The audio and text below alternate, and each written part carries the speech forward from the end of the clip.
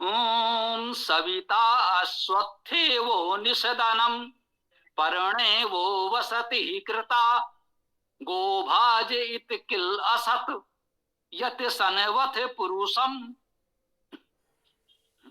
सविता पहले भी आया था, पिछले मंत्र में भी था।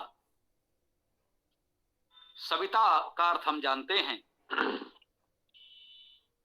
सुप्रसवे सुवैश्वर्य धातु से सविता शब्द निष्पन्न है।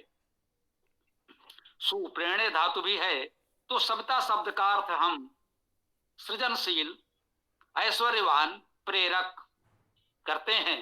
ये तीनों ही भाव सविता शब्द में निहित हैं। सविता शब्द से हम परमेश्वर को संबोधित करते हैं, परमेश्वर का संकेत करते हैं। मंत्रों का, वेद मंत्रों का मुख्य लक्ष्य परमेश्वर है।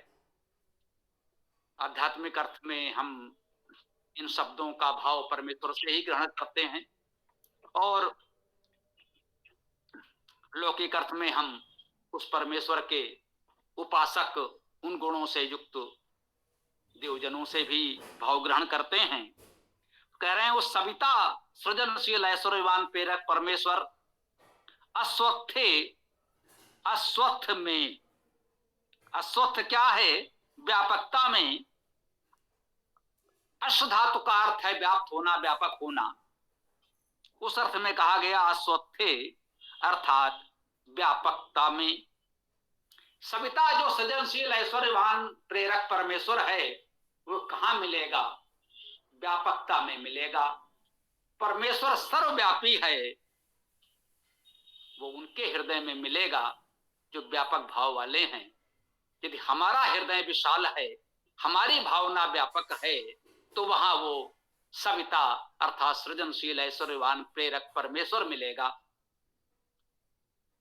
वो तुम्हारा निसदनम, ने उपसर्ग, सद बैठना, स्थित होना, निसदनम निश्चित निरंतर स्थिति। ये व्यापकता में ही तुम्हारी स्थिति है, कह रहे हैं सविता। वे परमेश्वर कह रहे हैं तुम्हारी निवास, तुम्हारी स्थिति, तुम्हारा बैठना कहाँ है? अस्वस्थे, व्यापकता में है। और परणे वो वसति कृता, परणे वो वसति। तो परणे अर्थात पर्ण में सप्तमी एक वचन, अस्वस्थे में भी सप्तमी था एक वचन, पढ़ने में भी। पढ़ने अर्थात पर्ण में। अब पर्ण क्या है? पर्ण शब्द में भी बहुत से अर्थ हैं। पर्ण में अर्थात पूर्णता में, हरितमा में, पालन पल्लवन में। आप देखेंगे पढ़ने में पर्ण धातु है। पर्ण धातु का अर्थ पल्लवित होना, हरा करना, हरा होना है। प्रण धातु भी इसमें ग्रहण कर सकते हैं, इसका अर्थ पल्लवित होना और ले जाना भी है। प्री धातु का अर्थ पालन करना, पूर्ण करना है। और पी री दीर्घ है, पूर्ण करना, भरना भी इसका अर्थ है। तो ये सभी अर्थ पर्ण शब्द में समाहित हैं। इन धातुओं के जो भी अर्थ हैं वे सब हम पर्ण शब्द में ग्रहण करेंगे। कहते हैं परणे वो वसति कृता, तुम्हारा निवास कहां किया गया है? पर्ण में किया गया है, वसति ही। अब देखिए वसति शब्द है, वस धातु है वसना, निवास करना। वसति ही ये वैदिक शब्द है। आज भी बस्तियां होती हैं। एक स्वर लुप्त हो गया, हम लोग बस्ती कहने लगे। बसति ही वैदिक शब्द है। कृता किया हुआ, करना का प्रत्यय है, कृता अर्थात किया हुआ। कहते हैं सविता तुम्हारा बैठना कहां है? व्यापकता में। और तुम्हारा निवास पर्ण में है। पर्ण शब्द के अर्थ हमने देखे, इतने सारे अर्थ हो सकते हैं। पूर्णता में, हरितमा में, पालन में, पल्लवन में, ले जाने में अर्थात लोगों को मार्गदर्शन करने में, लोगों को सही दिशा में ले जाने पहुंचाने में, यदि हम अपने जीवन में इन गुणों को धारण करते हैं, इन गुणों को अपनाते हैं, तो हम परमेश्वर के सच्चे उपासक होते हैं और हमारे हृदय में उस परमेश्वर का वास होता है, निवास होता है, उसका बसती कृता वो हमारे हृदय में बस जाता है। वैसे तो परमेश्वर सर्वव्यापक है, सर्वत्र है, हमारे हृदय में भी है, अन्य स्थानों पर भी है, लेकिन उसकी वो दिव्य चेतना का प्रस्फुटन प्राकाट्य हो, उसका लाभ अनुभव हमें हो सके, उस दिव्य चेतना को हम अनुभव कर सकें, तो हमारे हृदय को इतना व्यापक विशाल होना चाहिए, इन गुणों से युक्त होना चाहिए। कहा गया है वो अस्वस्थ भी हो और पर्ण भी हो, तो उस परमेश्वर के स्थिति, उसका निवास हमारे हृदय में होगा। ये बात इस वेद मंत्र में कहने का प्रयास किया जा रहा है। गोभाज इत किल असत, गोभाज, गो शब्द बनेगा गो धातु से, जिसका अर्थ है शब्द करना, और भज धातु का अर्थ सेवा करना, दान करना। गोभाज शब्द का अर्थ हुआ शब्द सेवी, जो शब्दों की सेवा करता है, शब्दों से सेवा करता है। सबके सेवा करने के अपने अपने तरीके, अपने अपने साधन, अपनी अपनी सामर्थ्य है। धनवान व्यक्ति धन से लोगों की सहायता कर सकता है, बलवान व्यक्ति बल से लोगों की सहायता कर सकता है, सेवा कर सकता है। विद्वान व्यक्ति विद्या से, शब्दों से लोगों की सेवा कर सकता है। हम आप इतनी दूर दूर बैठे हैं, यदि हम आपकी कुछ सेवा कर पा रहे हैं, तो आप यही कह सकते हैं कि हम शब्दों से आपकी सेवा कर रहे हैं। तो गोभाज अर्थात शब्द से भी आप हमें कह सकते हैं। इत ही अव्यय है, किल ये भी निश्चय ही अव्यय है। असथ, असथ में अस धातु है, अस धातु का अर्थ होना, असत का अर्थ है हो। हाँ, अब ये वैदिक प्रयोग है, हो सकता है लौकिक संस्कृत में असत जैसा रूप स्वीकार न हो, वेद में है, मूल तो वेद ही है, उसमें है तो है। गोभाज इत किल असत, कह रहे हैं निश्चय ही शब्द से भी हो। कुछ और सेवा कर सको न कर सको, उसके लिए सामर्थ्य चाहिए, धन हो, संसाधन हो तो हम उस प्रकार से सेवा कर सकें, बल हो तो हम उस प्रकार से सेवा कर सकें। नहीं है, कोई बात नहीं, जो विद्या, जो जानकारी हमारे पास है, वो हम आपको दे सकते हैं। ये भी तो एक छोटी सी सेवा जो हमसे बन पड़ रही है, आपके लिए हम कर रहे हैं। यत सनवथ पुरुषम, यत अर्थात जो सर्वनाम है, सनवथ, सनवथ का भी अर्थ है सेवा करता है, क्रियापद है ये भी।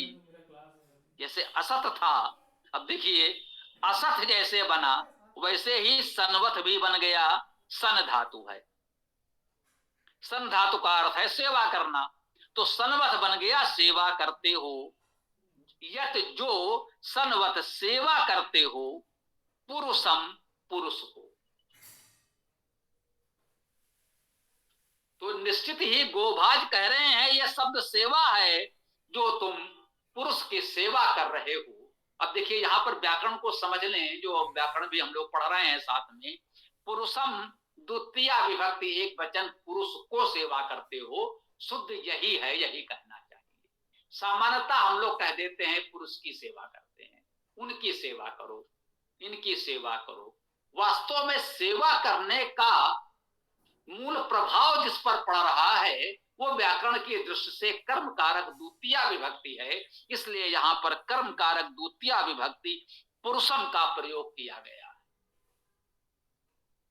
लोक भाषा में हमारा ये व्याकरण विभक्ति प्रत्यय कुछ अभ्रंश हो गए हैं, हम सही प्रयोग नहीं कर रहे हैं, परंतु संस्कृत में हमको परिभाषा के अनुसार सही प्रयोग करना है।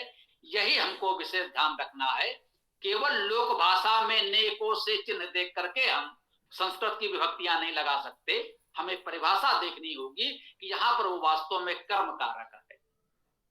भले ही हम लोक भाषा में वहां पर काकी के षष्ठी संबंध के चिन्हों का प्रयोग कर रहे हो, परंतु वास्तव में ये कर्म कारक है, इसलिए द्वितीया विभक्ति का ही प्रयोग किया गया है।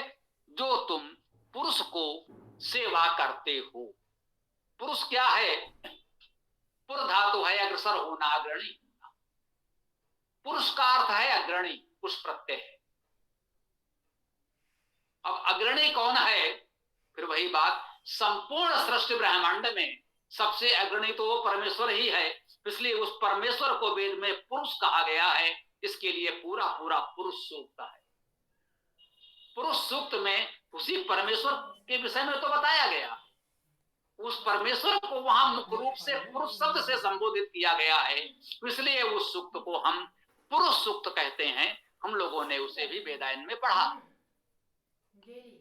तो पुरुषम अर्थात सबसे अग्रणी पुरुष परमेश्वर को, और पुरुष का अर्थ जो समाज में अग्रणी हैं, हमारे जननायक हैं, ऋषि हैं, विद्वान आचार्य हैं, जो हमारे लिए उचित मार्गदर्शन दे सकते हैं, उनको भी हम पुरुष अर्थात अग्रणी कह सकते हैं। वेद मंत्रों के अनेक प्रकार के अर्थ होते हैं।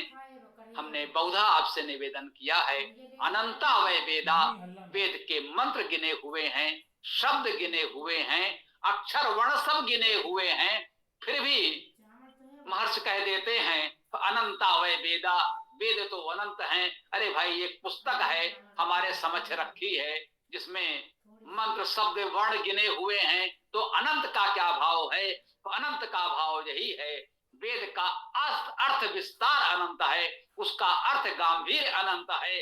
इस तरह से धातु जप करते जाइए, उसके कितने अर्थ होते जाएंगे। उसमें आध्यात्मिक अर्थ, आदि भौतिक अर्थ, आदि दैविक अर्थ, आदि लौकिक अर्थ, ऐसे बहुत से प्रकार के भावार्थ आप ले सकते हैं। जबकि शब्दसा अर्थ समान रहेगा, नहीं बदलेगा। शब्दसा अर्थ तो धातु ही ग्रहण किया जाएगा।